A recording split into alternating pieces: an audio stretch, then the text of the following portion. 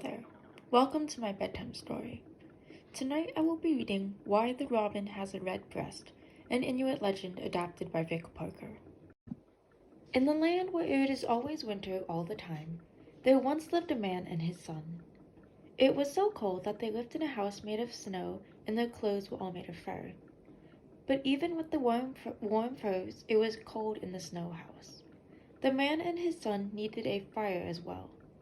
They needed it to heat the snow house. They needed it to have hot food to eat. So they could never let their fire go out, as without it they would surely die. Whenever the father went out hunting, he would leave his son with a great pile of wood. The fire burned brightly by the entrance to the snow house. The first thing the boy had learned was to never ever let the fire go out. Now, one of the creatures the man was always hunting was the great white bear. The great white bear hated the man and used all his cunning to hide from the hunter.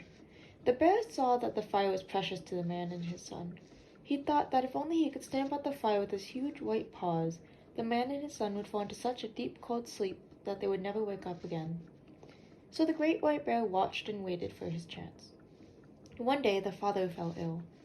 All day he tossed and turned on his bed. He was not able to go out hunting. The great white bear watched as the son fed the fire with sticks as his father had taught him. The next day, the father was no better. The son looked after him well as he could, but by now he was growing hungry. At night he could hear the great white bear prowling around the snow house, and he was afraid. The third day, the father hardly moved at all, and the boy had to fight to keep his eyes open. He put some more sticks onto the fire, but eventually he could keep his eyes open no longer. He fell into a deep, deep sleep. The great white bear pounced. He stomped and stamped and put the fire out with his huge white paws. Then he padded away, leaving the boy and his father to their fate. It grew bitterly cold in the snow house. Frost and snow gathered around the furs on the bed and around the boy's furry hood. Still he slept on and on. Both father and son grew stiff with cold. The boy had one special friend. It was a tiny little brown bird called a robin. The boy used to feed the robin and let it shelter in the snow house when the blizzards blew. The little bird came hopping up to the snow house, and he saw right away that all was not well.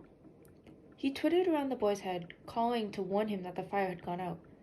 But still the boy slept on, exhausted by all his efforts to look after his father. The robin scratched among the ashes where the great white bear had stomped, desperately looking for just one tiny ember that was still alight. He found one tiny spark, and he began fanning it with his little wings. He flapped his wings for all he was worth, and slowly, the flame caught. It spread to another piece of stick, and still the robin flapped and flapped his wings. The heat was growing now, and the robin's feathers were scorching. More and more sticks caught alight, and the brave little robin felt his chest feathers burn red with heat. The boy woke with a start and leapt to his feet. He saw that the fire was nearly out, and he rushed to pile on more sticks. He did not see his tiny friend flutter off into the darkness outside. It grew warmer in the snow house, and to his great joy the boy saw the father was staring on the bed. His eyes were clear, and the sickness had passed. In the distance, the great white bear stumped off a long way from the snow house. He could see he was not going to get the better of the hunter and his son. The next time the robin came to the snow house for food, the boy was puzzled to see the little brown bird had a bright red breast, but he never knew why. And that is the end of our bedtime story tonight. Thank you for listening, and have a good night.